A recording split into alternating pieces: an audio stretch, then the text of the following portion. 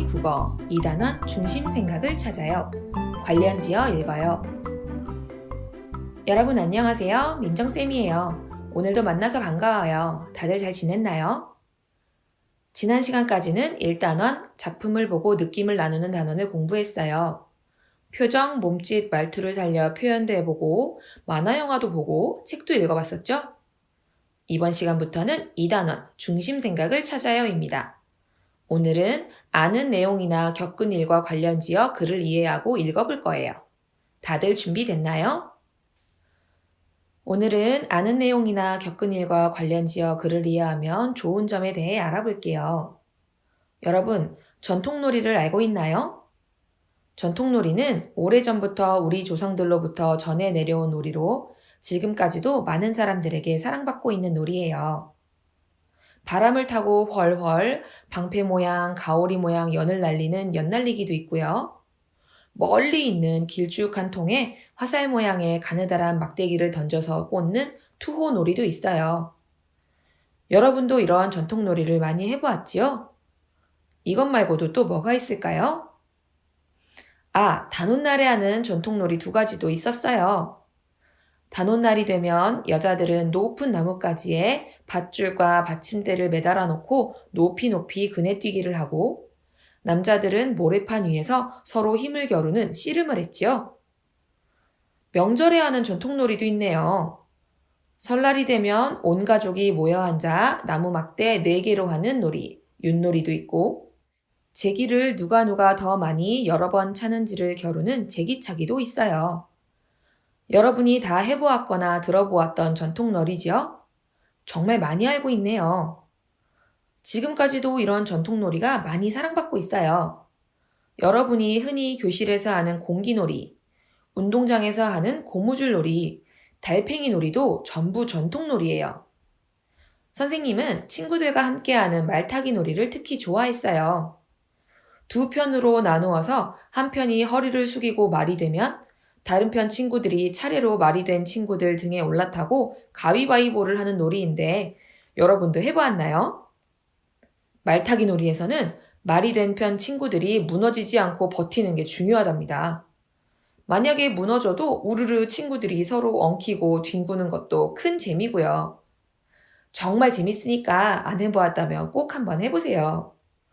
그렇다고 지나친 장난을 하거나 너무 위험하게 노는 건 절대 안 되겠죠?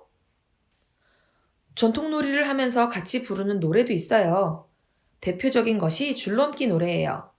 꼬마야 꼬마야 줄넘기 노래 들어보았나요? 제목은 몰라도 들어보면 알 거예요. 선생님이 불러볼게요. 꼬마야 꼬마야 줄넘기. 꼬마야 꼬마야 뒤로 돌아라. 꼬마야 꼬마야 땅을 짚어라. 꼬마야 꼬마야 만세를 불러라. 꼬마야 꼬마야 잘 가거라. 다들 들어봤죠? 이 노래에 맞춰서 줄넘기를 해본 적이 있나요? 보통 줄넘기라고 하면 혼자서 줄을 잡고 혼자 넘는 줄넘기가 생각나지요?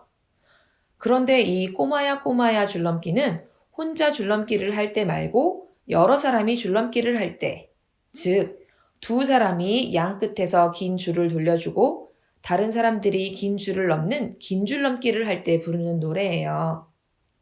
가사에 따라서 뒤로 돌아라 할 때는 실제로 줄넘기를 하면서 뒤로 돌고 땅을 짚어라 할 때는 얼른 쭈그려 앉아 땅을 짚고 다시 일어나고요. 만세를 불러라 할 때는 줄에 걸리지 않게 만세도 외치고요.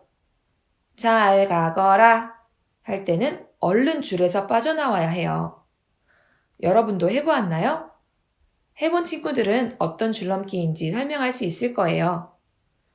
안 해본 친구들도 있고 해봤더라도 좀 더 알고 싶은 친구들을 위해 선생님이 줄넘기에 대해 더 알아봤어요. 선생님이 읽어볼 테니까 잘 들어보세요. 줄넘기. 전통놀이 가운데에서 지금까지도 잘 보존된 놀이가 줄넘기입니다. 지금도 체육시간이나 운동 경기로 줄넘기 놀이를 자주 합니다. 언제부터 줄넘기를 했는지는 정확하게 알 수 없습니다. 다만 아주 오래전부터 줄을 사용했고 전국의 어린이들이 줄넘기를 해온 것으로 보아 오래된 놀이임을 짐작할 수 있을 뿐입니다. 예전에는 칡줄기나 새끼줄로 줄넘기를 했다는 기록이 남아 있습니다. 줄넘기에는 혼자 하는 줄넘기, 두 사람이 긴 줄 끝을 잡고 돌리면 다른 사람이 그 줄을 넘는 긴 줄넘기, 줄 양 끝을 두 사람이 잡고 있으면 다른 사람이 줄을 뛰어넘는 놀이가 있습니다. 고정된 줄을 뛰어넘는 줄넘기는 발목 높이에서 시작해 만세를 하듯 두 팔을 든 높이까지 합니다. 누가 더 높은 줄을 넘을 수 있는지 겨루는 놀이입니다. 혼자서 줄넘기를 할 때에는 앞으로 뛰기, 손 엇갈려 뛰기, 2단 뛰기 같은 여러 놀이 방법이 있습니다. 긴 줄넘기도 다양한 방법으로 할 수 있는데 노래에 맞추어 놀이를 하는 특징이 있습니다. 여기까지 잘 들어보았나요? 우와, 줄넘기가 이렇게 다양한 방법이 있었군요. 그럼 지금부터 줄넘기에 대해 간단한 문제를 내볼게요. 맞는지 틀린지 동그라미 가위로 답해보세요. 줄넘기는 지금까지 잘 보존된 전통놀이입니다. 동그라미일까요? 가위일까요? 네, 맞아요. 동그라미입니다. 여러분도 하고 있는 걸 보니 정말 잘 보존된 전통놀이라고 볼 수 있지요. 다음 문제 나갑니다. 줄넘기에는 혼자 하는 줄넘기, 긴 줄넘기, 줄 뛰어넘는 놀이가 있다. 동그라미일까요? 가위일까요? 네, 이번에도 동그라미입니다. 선생님도 이번에 새롭게 알게 된 사실이에요. 우리가 하는 고무줄 놀이처럼 줄을 뛰어넘는 줄넘기 방법도 있다고 하네요. 다음 문제예요. 혼자 하는 줄넘기 종류에는 앞으로 뛰기, 손 엇갈려 뛰기, 2단 뛰기 등이 있다. 동그라미일까요? 가위일까요? 네, 이것도 역시 동그라미입니다. 물론 이것 말고도 더 많은 방법이 있겠죠? 마지막이에요. 혼자 하는 줄넘기는 반드시 노래에 맞추어 놀이를 합니다. 동그라미일까요? 가위일까요? 이건 가위입니다. 노래 없이 하는 경우도 있고 노래에 맞추어 하는 줄넘기는 긴 줄넘기가 많다는 것을 알았어요. 우리 친구들 정말 잘했어요. 다음으로 우리 친구들이 정말 좋아하는 전통놀이, 닭싸움 놀이에 대해 알아봅시다. 잘 들어보세요. 여러분이 실제로 친구들과 함께 닭싸움 놀이를 한 경험이나 책에서 읽었던 내용과 관련지어 들으면 더 좋아요. 시작할게요. 닭싸움 놀이. 닭싸움 놀이는 한쪽 다리를 들어 올려 두 손으로 잡고 다른 다리로 균형을 잡아 깨금발로 뛰면서 상대를 밀어 넘어뜨리는 놀이입니다. 준비물이 필요하지 않고 놀이 방법이 간단해 요즘도 어린이는 물론 청소년과 어른도 즐기는 놀이입니다. 닭싸움은 두 사람이 겨루는 모습이 닭이 싸우는 것과 비슷하다고 해서 지어진 이름입니다. 닭싸움 놀이는 한 발로 서서 하므로 외발 싸움, 깨금발 싸움이라고도 부르고 무릎을 부딪혀 싸운다고 해서 무릎 싸움이라고도 부릅니다. 닭싸움 놀이는 두 명이 할 수도 있고 여러 명이 할 수도 있습니다. 잘 들어보았나요? 여러분이 아는 내용이나 겪은 일과 관련지어 들으니 어떠한가요? 이렇게 아는 내용이나 겪은 일과 관련지어 글을 읽으면 어떤 점이 좋은지 이야기해 볼까요? 겪은 일과 관련지어 글을 읽었더니 내용을 기억하기가 쉬워요. 글과 관련된 기억을 떠올리며 읽었더니 글이 쉽게 이해됐어요. 모두 잘 이야기해 주었어요.